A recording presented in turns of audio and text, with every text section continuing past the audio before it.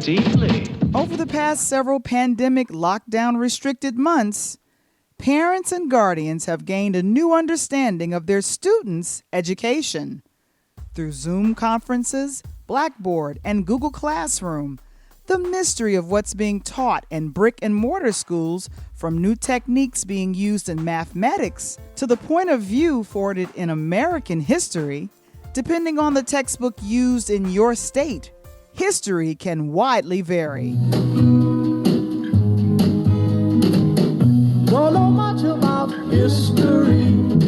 In 2020, the New York Times published an examination of the differences in history textbooks used in California and Texas. The Times report found that students received a different view of the story of America. Other news publications in California and Texas picked up on the story. Here are two quick examples from the McGraw-Hill text highlighted in a January 14th Dallas Observer post for their departures in perspective. First, the Texas text. It cites, beginning quote, racial etiquette, end quote, for the rise in violence against newly freed African American post-Reconstruction lynching. But the California text states that the purpose of lynching was to, beginning quote, discourage black political and economic power, end quote. Many American historians point to the period of post-Civil War Reconstruction as one of the most misunderstood and seldom taught stretches in American history. It is the basis of one of the most racist movies in history, D.W. Griffith's A Birth of a Nation, screened at the White House by President Woodrow Wilson. Example 2, this time from the California text. When it comes to redlining, the California text tells us that white Americans made their exodus from cities where segregation ended due to, a beginning quote, a desire to get away from more culturally diverse neighborhoods, end quote, while the Texas text said that white flight had nothing to do with people of color. Instead, Texans learned that white flight occurred because some people wished to escape the crime and congestion of the city. Crime, congestion, the city. It's the start of teaching the next generation the dog whistle language of racism. They're bringing drugs, they're bringing crime, they're rapists. So what do you do when the textbook conflicts with your understanding of history? If you're a parent, you could take the approach of attorney and philanthropist Erica Hardin Gibson and encourage your student to challenge the narrative. You know, because I was listening to one of my daughter's classes, and I don't know if she's gonna be happy about me sharing this, but they were talking about all men, you know, the Declaration of Independence and all men are created equal. And I'm just sitting there side-eyed, like, really? Like, teach the real thing. Teach what that meant, right? What that meant for Black people, because we weren't considered men then, you know? Teach what that meant for women.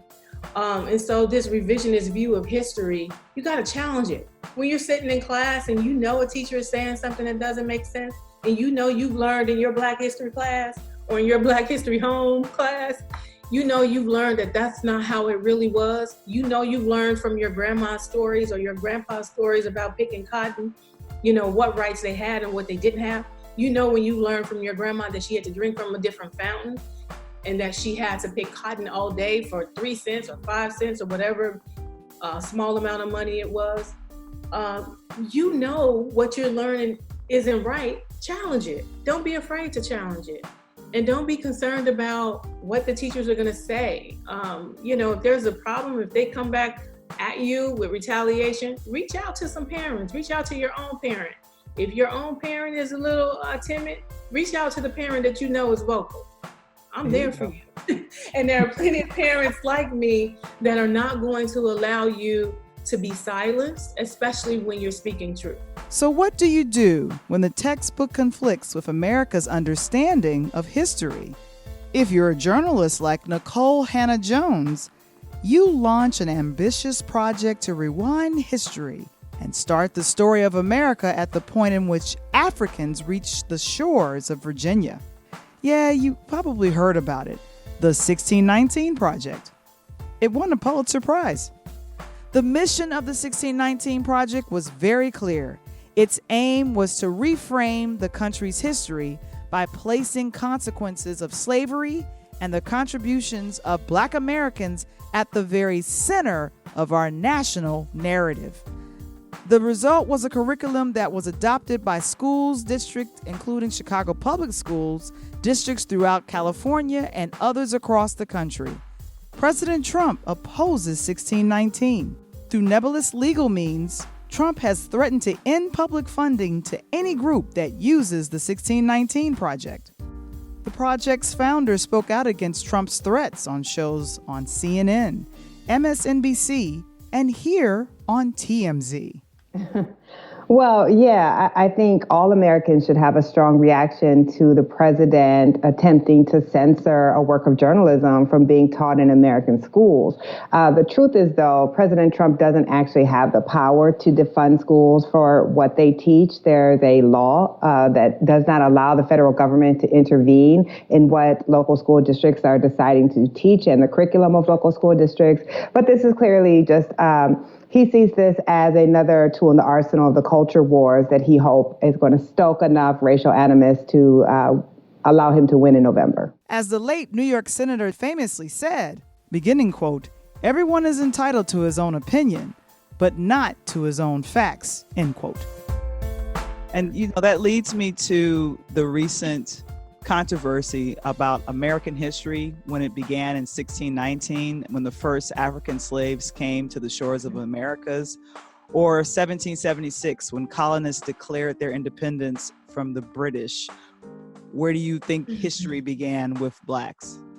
Oh, you mean Yeah. history began with Black folks being brought over on the boat as slaves. Mm-hmm. And, even thinking about it, you see, I'm thinking about going to the museum in DC and the pictures and the images. When you think about that, you think about these were our ancestors packed on a boat in horrid temperatures and brought, from another continent to serve as slaves. That's where it began. So you want to teach U.S. history, teach it the right way. Teach people about how we were enslaved.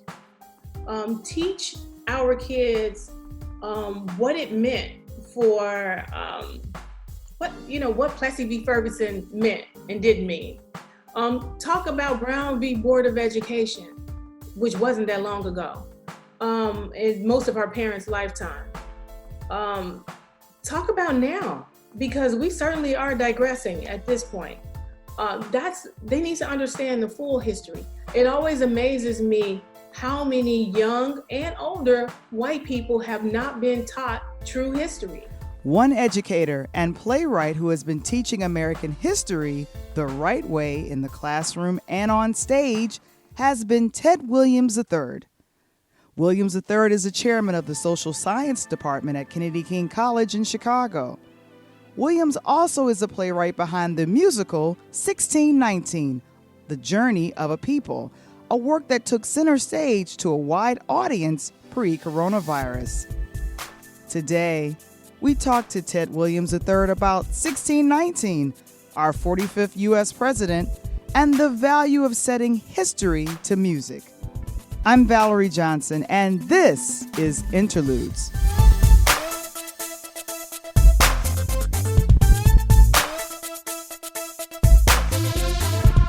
Interludes, a pure Lighthouse production, brought to you by A1 Pest Masters. For all your exterminating and pest control needs, call A1 Pest Masters. And now, all the way live from the south side of Chicago, give it up for your host, Valerie Johnson.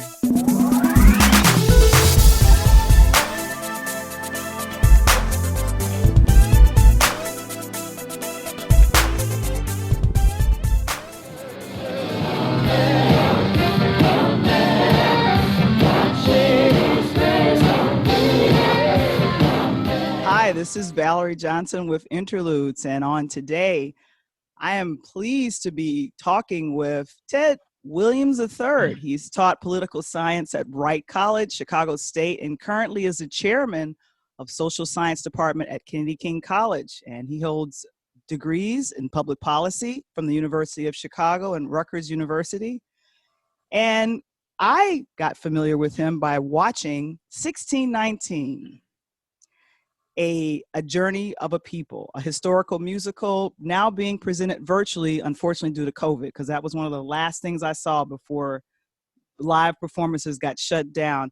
Ladies and gentlemen, welcome Ted Williams III. How you doing today? I'm well. Valerie, thank you so much for having me. It's good to be here. Thank you so very much. I'm excited. We talked earlier in the year, and that's how I met him at the very end of the performance for 1619. And I was just wildly impressed because you acted in this as well as wrote it. Is that correct? Yes, ma'am. Yeah. All right. So let's get to it because you're a political science head and I got questions. So let's get right to it. President Trump tweeted earlier this year that he has done, beginning quote, more for the Black community than any other president since Abraham Lincoln. Would you agree or disagree with the president's personal assessment? I'm sorry to start the show. I'm sorry, I apologize. What a way to start the show. That is ridiculous, Valerie. I mean, come on. Come on. I can't even dignify some of his statements with responses. The answer is quite clearly no. Okay. If you want me to put my political science hat on and not just be appalled as an American citizen, let me throw it on for a second and say that you can make the argument that FDR was a president that heavily benefited people of color by the New Deal and programs to empower the marginalized. You can make the case that Kennedy, by helping to be a conduit for the civil rights movement, has done more for African Americans. You can make the case that Eisenhower, a Republican himself, who put federal troops in action to make sure that the Little Rock Nine could go to school. You can make the case that Lyndon Johnson, who was a Southern segregationist and yet still initiated the war on poverty, did more for people of color.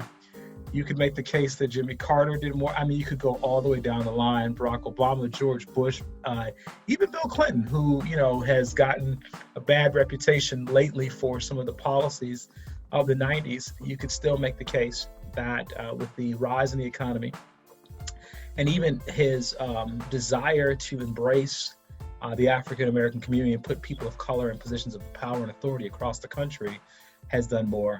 So I think President Trump is a little bit diluted in that way. All right. And have we ever had a president like Trump? Have we ever? Let me clarify. He's not diluted. He's delusional, but he may be diluted too. I don't know.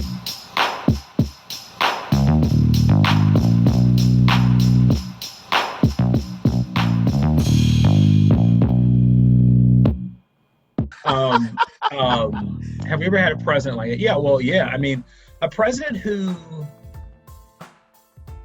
has used his power to promote xenophobia, absolutely. I mean, American history is full of those. The first one I think of is Andrew Jackson, who's responsible for the Trail of Tears, which ultimately killed thousands of Native Americans. I think Trump and his language is very similar to Andrew Jackson. I think that Woodrow Wilson, who went to Princeton, who was the president of Princeton, the only president with a PhD, actually used to be a bit of a fan of his in that way as I was beginning to learn his story. And so I learned about his positions on race and the screening of Birth of a Nation at the White House, and recognized that his cozying up with white supremacists in the White House is tragic. And so, Joe Biden said that Trump was the worst president we've ever had. A lot of people have said that. I don't think he is.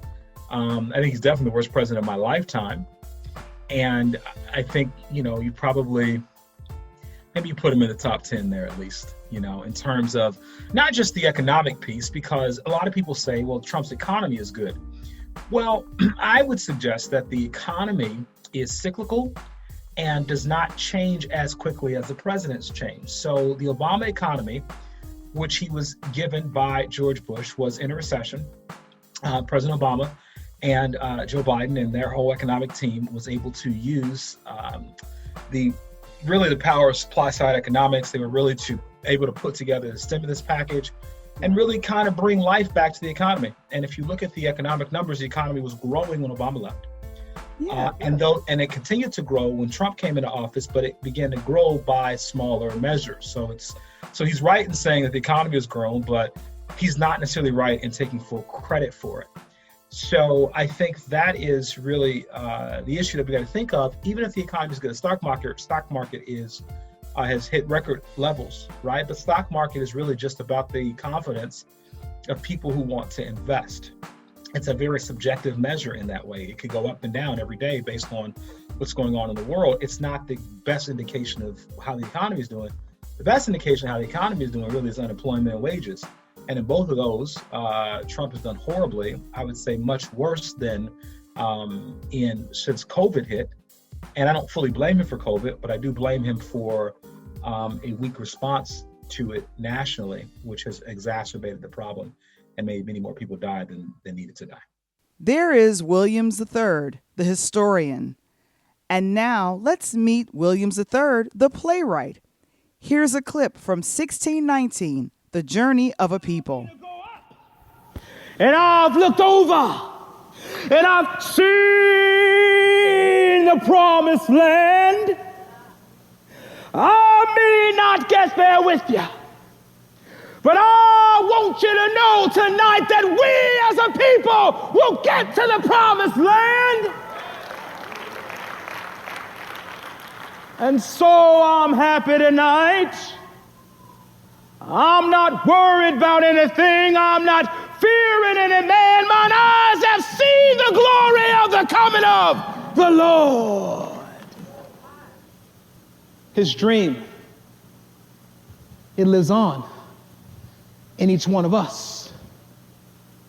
In you, and you, and you, and you, and you. I surely hope you don't believe our work is through. You see, it's time for this generation to rise up and do what it came to do. This is serious, I say. Our lives are at stake. This is no joke. Today we have new movements like Black Lives Matter and hashtag Stay Woke. In an age where Instagram and Twitter connect us through social media as one of our greatest tools, the words of Dr. King ring true now as they did in the past. We must learn to live together as brothers, or we will perish together as foes. The journalist behind the original 1619 project, Nicole Hannah-Jones, has been personally attacked by President Trump and the Trump administration. The argument against 1619 is that it portrays Black people as starting out as slaves in America and therefore victims, instead of emphasizing the words of Thomas Jefferson that all men are created equal. What's your take on this argument? The words of Thomas Jefferson. Yeah, how about the other words of Thomas Jefferson that in the notes on the state of Virginia, in which he wrote that people of African descent were innately inferior in the endowments of body and mind. These were also the words of Thomas Jefferson in that way, right? So I think that, so obviously, our project, our musical is separate from the 1619 project. Although recently I've been getting some of the same flack that the 1619 project has gotten, which I find is funny because our show is primarily about the African-American journey, really post-slavery. So we start off in slavery, but really it's a reflection on being Black in America and what that means and celebrating the victories and that kind of thing. And so we've been doing that. So anyone to me that would deny history is on the wrong side of history. Anyone to me that would deny education is a problem. I think, as we all know, that if we don't know our history, we are bound to repeat it. And so when I look at the attacks coming toward the 1619 project, I think they are ridiculous. I think that America has this marriage to the notion of American exceptionalism. And there's a theological piece to that exceptionalism. There is an ideological and political piece, but it is really the idea that has existed since the beginning of this country, that we in some way are blessed by God, that we have a right to exercise our will on any people that are weak enough to not fight back, and that we, that we're special in that way. And are we special? Somewhat, but does it mean maybe, right? But does it mean that we're more special than the next person? I would say absolutely not. And that is the challenge that happens when you have a country that believes that we are the greatest nation on earth. So when you begin to attack or criticize or suggest the country could be better, and or that its history has been challenging and problematic, then people take that as a threat to the nation rather than a correction for the nation. And what my argument is that we criticize a nation because we want the nation to be better. We talk about slavery because we know that Thomas Jefferson's words did not apply for millions of people that look like us. Mm-hmm. And so in order for the country to be better, we must keep Thomas Jefferson's words up at the forefront, but then talk about how it's only really in the last 50 years that we've made any national progress towards moving us towards a place where we all are equal. When my parents were born, the Civil Rights and the Voting Rights Act had not been passed. The Civil Rights Act had not been passed. When my parents were born, they did not have the federally protected constitutional right to vote. Their parents did not. And so to suggest that we should stop talking about that is lunacy. It is foolish. It is ignorant.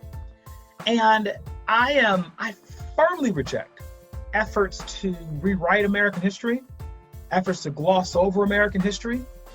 I will take the Germans as a great example, who have dealt very heavily with their history, do not celebrate the dark parts of their history as Americans do.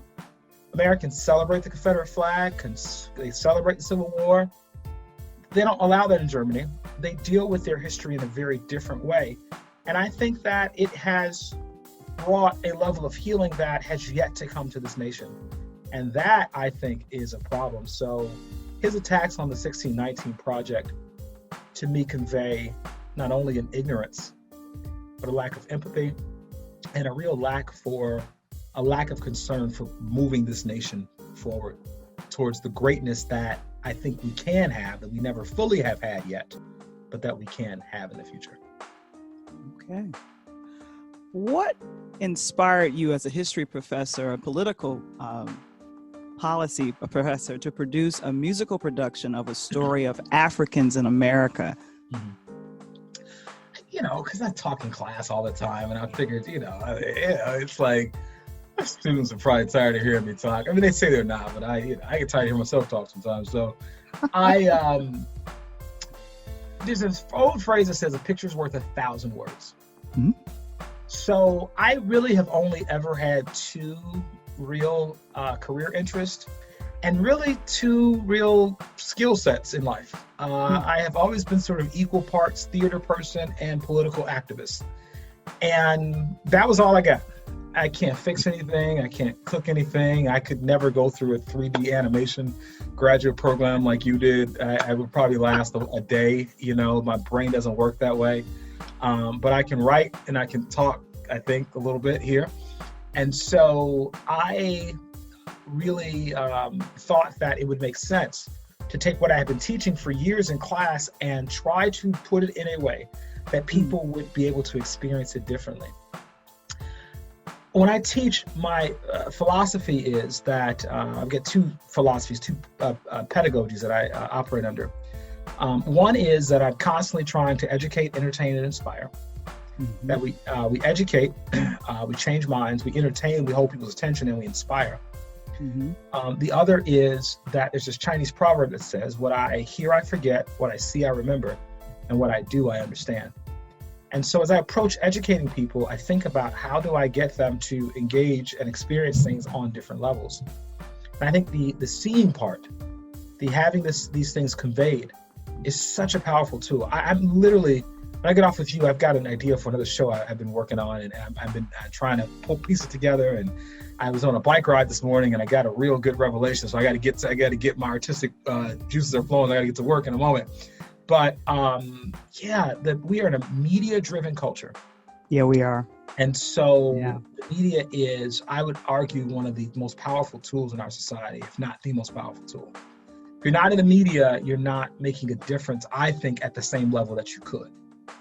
So that is what 1619 is about. It is about telling our story in a way that educates, that entertains, and that inspires. And yeah, that's why I did it. Okay.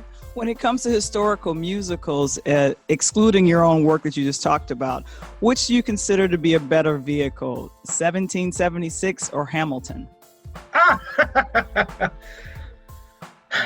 Well, Hamilton is Hamilton. I mean, I'm a contemporary kind of artist, so I'm going to go with Hamilton just because it has hip hop in it, right?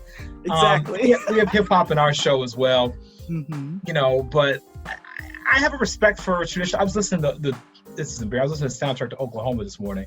Yeah, go figure, right? Yeah, right. But I have a respect for the genre. Musical theater is powerful, but I'm telling you, as a person, I like hip hop. I grew up in the 80s and 90s, and that energy is something for me. So anything that I can do, even for my work, I've tried extremely hard to bring our work into a contemporary context so that it's accessible. That's really what that's about for me, by the way. It's not that there's not value in what has been done in the past, but that it's accessible. And Hamilton is accessible. And that is the beauty of Hamilton. And so I probably would have to lean towards Hamilton on that one, but I do have an appreciation for what's been done in the past as well. Let us march on till victory is won. For more information about the musical 1619, The Journey of a People by political science professor Ted Williams III, check out the playwright's website at www.tedwilliamsIII.com.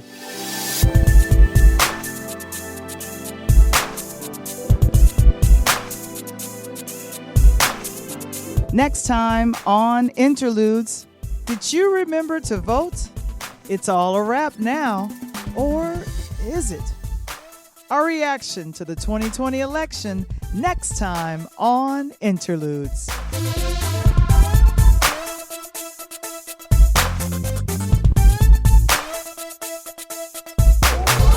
Interludes. Original concept by Valerie Johnson. Written by Michael Womble. Produced by Michael Womble and Valerie Johnson. Original music intro and outro by Kendall Nesbitt. Interludes, a pure Lighthouse production. Brought to you by A1 Pestmasters. For all your exterminating and pest control needs, call A1 Pestmasters at area code 773-365-9962 or visit their website at a1pestmasters.com. When you book your appointment with A1 Pestmasters, tell them that you heard it on the podcast called Interludes.